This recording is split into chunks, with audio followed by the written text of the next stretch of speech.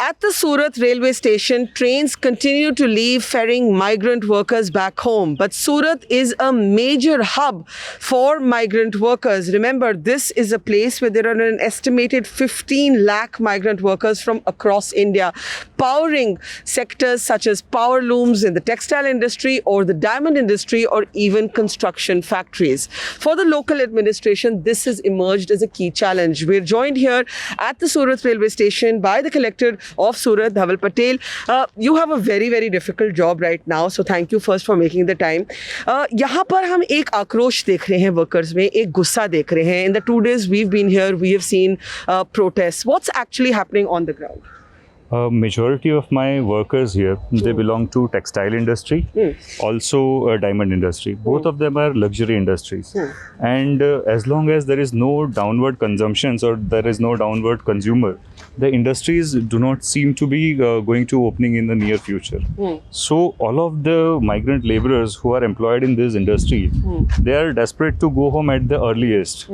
Till now we have, by tonight we'll be flying almost close to 60 trains, which would mean we have ferried around 72,000 migrant laborers back to their native places and will continue to do so. But everybody would like to go to the in the first available slot. मतलब जितना जल्दी हो सके घर भेजो हमें.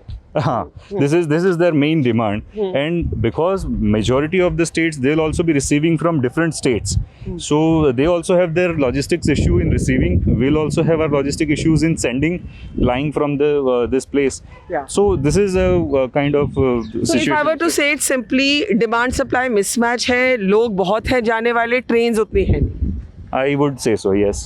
अच्छा, दूसरा आप हमें बताइए, एक मेजर कंफ्यूजन रहा है on the whether the tickets are being paid for और नॉट, और इस पे अलग अलग किस्म के बयान आए हैं. So I would just like some clarity on the tickets and whether they are being paid for and who is paying for. जी, टिकट्स में I would like to put it very clearly कि tickets अभी जो सूरत से trains जा रही हैं, उनकी सारी की tickets they are being paid.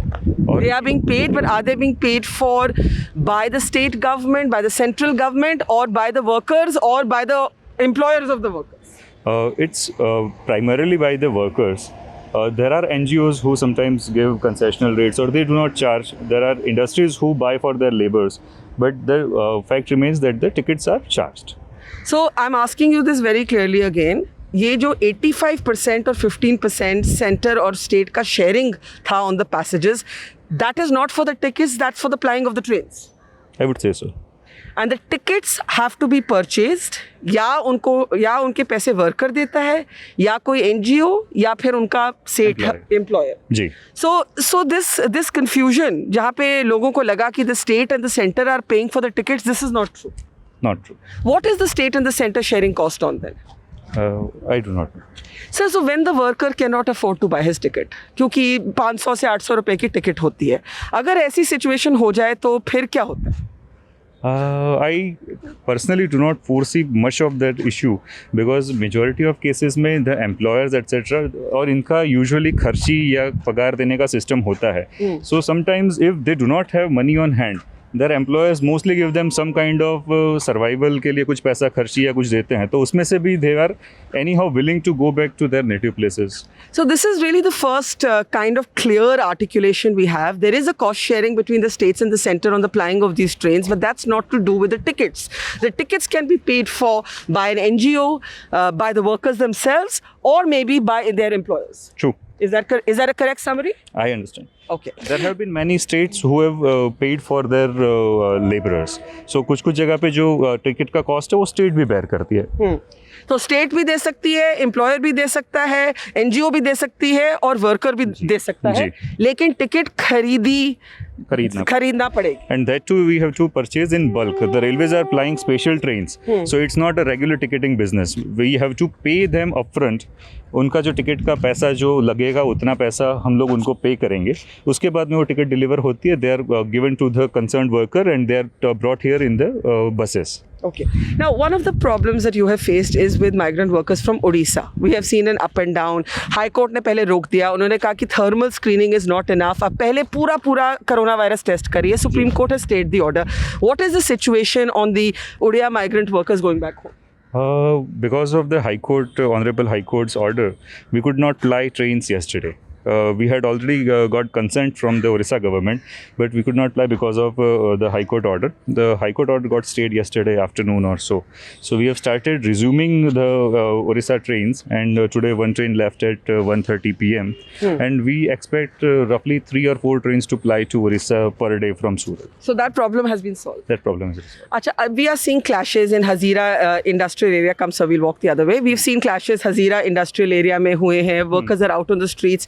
In fact, we've seen lots of protests by workers here. Is it because they're more organized? Are they more unionized? Because I've been traveling through many states and we've not really been seeing workers being organized enough to protest. Here they are. I do not know. I frankly do not know. What do you do as a sensitive administration at this point? Because in some cases, police has had to use lathi charge also. I absolutely understand. See, there have been clashes, and Surat city, as I said, we do not foresee a situation in which the normalcy of the industry would return very soon. So the workers here, they are a bit desperate to go back to their places, and as you rightly pointed out, it's a demand-supply mismatch as of now. So we are trying hard on our part to increase the number of trains which we can ply.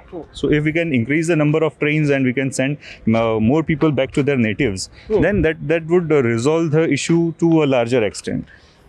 Sir, there have also been cases of touts, of people charging money where they're not meant to be charging money. हमने violent clash भी देखा, उसमें Congress BJP की झगड़ा भी हो गया. Congress said ये बीजेपी worker है, बीजेपी said नहीं ये हमारा नहीं है. But you actually saw violence over this after somebody was found to be raising money illegally. How do you handle these cases? In such cases, when the tickets also mention the amount which is printed on it. Yeah. So if anybody says कि हमको इससे ज़्यादा पैसा दिया है, it's a clear case of cheating. So in that case, in one of the case which you alluded to, an FIR was lodged and the person was arrested. So it's the legal process which we'll have to follow, and we are doing that. Okay, let me ask you in the end, what are the biggest challenges for you as the DM here, the collector on the ground that you are facing in Surat? There are 2 or 3 pronged issues. One is the health, which is the most important issue. The second issue is regarding this migrant laborers. We have been almost kind of feeding close to 10 lakh food packets per day, which would be very high compared to any other city in the country. So unka food ka arrangement was a very large challenge. I am very grateful to the city of Surat, the NGOs, the government administration. They've been doing fantastic job keeping them well fed. The second issue is regarding the psychology of being with their near ones, which is in a crisis situation, it's going to happen. Yes. So right now, the surge which we are seeing is because of they want to be with their near. They want to be home like everyone else. Everybody. So that's what the challenge which we foresee. So health, migrant labor, this too seems to be the most important challenges ahead. And how do you keep yourself safe?